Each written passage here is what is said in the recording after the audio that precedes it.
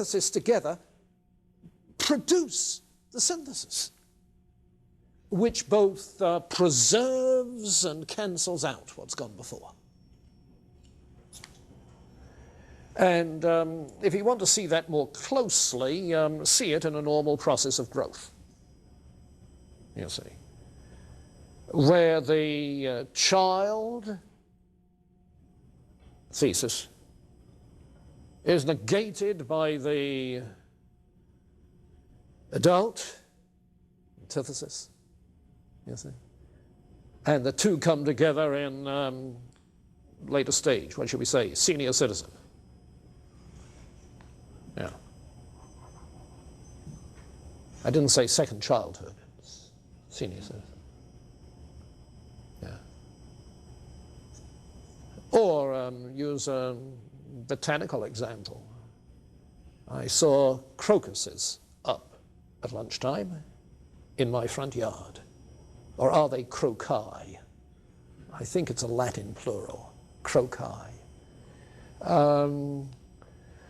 Thesis, the bulb, seemingly dead in the dirt. The antithesis, a little shoot, producing a bloom, but soon the synthesis is coming. They'll die off in a couple of weeks, and that synthesis will become the thesis for a new antithesis next year. Out of one grows the other. It's an organic model. The first crocuses, they always look the best of the year.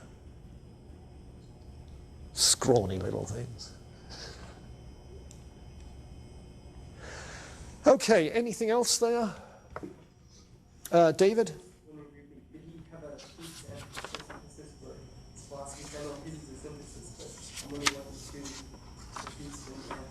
What's the antithesis to his philosophy?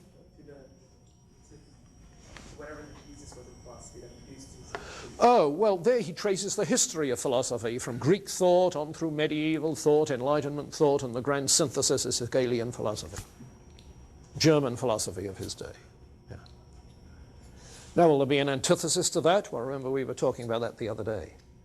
No, once you get the complete synthesis, the full concept of being, all you're doing now is fleshing it out in detail, that is to say, the little dialectical movements within the synthesis. Yeah. So the rest of the history of philosophy is going to be a series of footnotes to Hegel. I guess what I was trying to get is the synthesis then in a sort of a hierarchy? Is it supposed to be like depending? Yeah. You see, the thing is that if you map it out completely historically, what you have is a history of art parallel to a history of religion, parallel to a history of philosophy. Art, religion, philosophy. You see. And you can find similarities throughout. You know my story, just turn that around on the side and you've got it. You see. So that you've got Greek art, Greek religion, Greek philosophy, and there's parallels. So you can trace the thesis, antithesis, synthesis across that way. But you can also trace it historically this way. Whichever way you look, you can see dialectics. Because the reason I'm saying it seems to me that perhaps religion is a synthesis of art and philosophy. Yeah, that's obviously what a religious believer is inclined to ask for. But notice that he's not saying theology is the antithesis. Religion is the antithesis.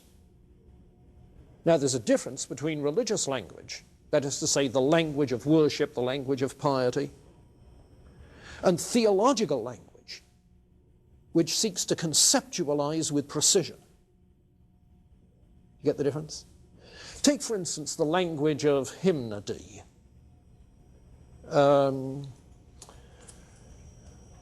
Oh, safe to the rock that is higher than I. Rock. And you're getting pictures in there. They're often picked up by preachers with stories of people who hid in a cleft of a rock during a big storm. you see. A rock that is higher, spatial. No, that's not quite exact. No, because the language of piety is often artistic language with imagery. It's the language of narrative, you see. Whereas the language of theology is that of a conceptual scheme. A conceptual scheme interpreting the theological significance of the narrative. You see, get the difference between religious language and theological language. The difference, if you like, between the language of the Chalcedonian formula and the language of the preaching in the book of Acts. You see, whom you God who sent his Son, whom you crucified, whom God raised from the dead. That's the preaching of the book of Acts. You see, whereas the language of Chalcedon is rather, and I said Chalcedon rather than Nicaea, is a rather careful conceptualization of the three persons of the Trinity. You see. Yeah. Now there's echoes of the story in it, much more so in Nicaea. And of course the Apostles' Creed is still the story of religion, of the religious story, the Apostles' Creed. I believe in God the Father Almighty, maker of heaven and earth story. Jesus Christ, his only begotten Son, our Lord, born of the Virgin Mary story. Crucified under Pontius Pilate. Crucified, dead and buried. The third day he rose again from the dead, from whence he shall come to judge the living and the dead. Story, story, story. You see.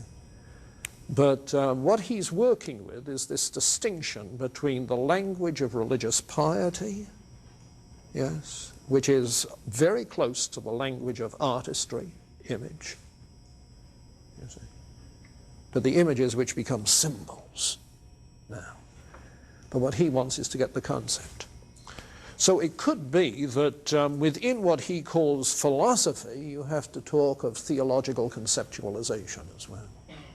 Theological conceptualization. Yeah.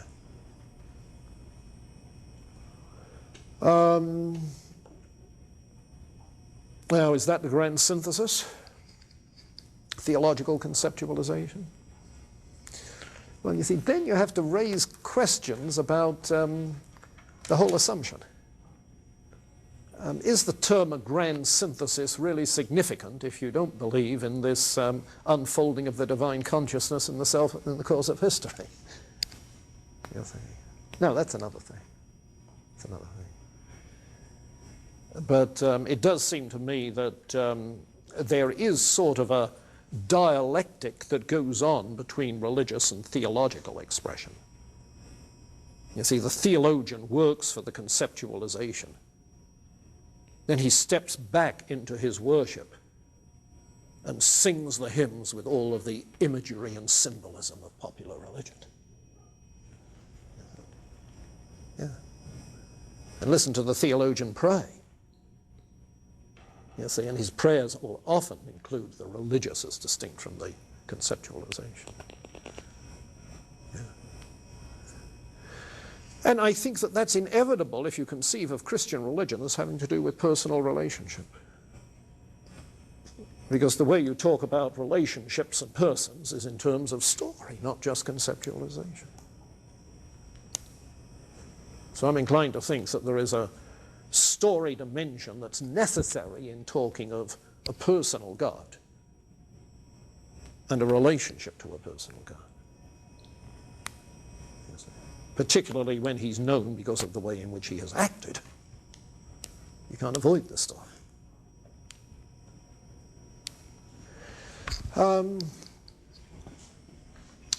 Okay, now let's move for a few moments, if we might, to get this glimpse of what comes after Hegel, the transition. Well, there are two ways of talking about the immediate influence of Hegel. One is in terms of the left and right wings of religion, where the left wing lays emphasis on the evolution of religion, the history of religion, and the symbolic nature of religion. And that left wing, as you might gather from the name left, really spurs the development of liberal theology. You'll notice that Stumpf, on page 430, refers to two individuals, David Strauss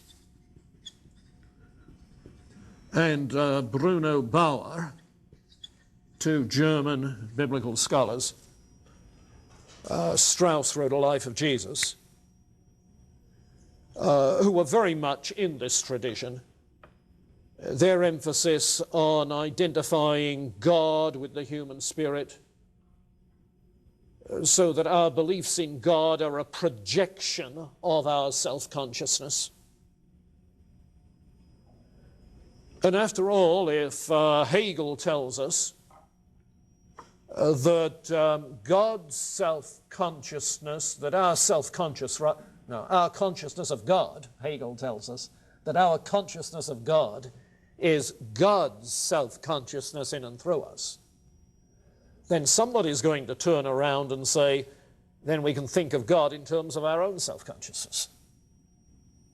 You see, and the self-consciousness, notice this picture again, the self-consciousness becomes the lens for thinking about God. Now, that move becomes explicit in the work of Ludwig Feuerbach, who is one of the people I've asked you to read some selections from for this week. Very vivid.